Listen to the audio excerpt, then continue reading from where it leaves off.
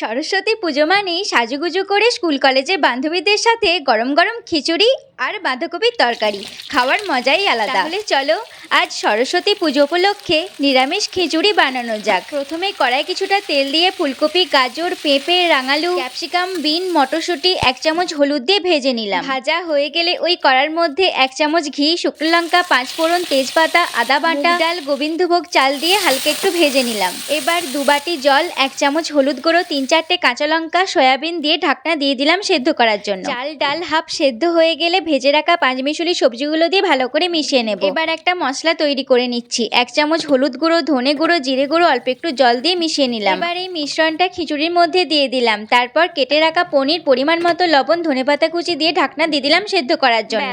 খুব সহজেই তৈরি হয়ে গেল গরম গরম নিরামিষ খিচুড়ি। আর এই কলা পাতার মধ্যে গরম গরম খিচুড়ি আর বাঁধাকপির তরকারি খাওয়ার মজাই আলাদা।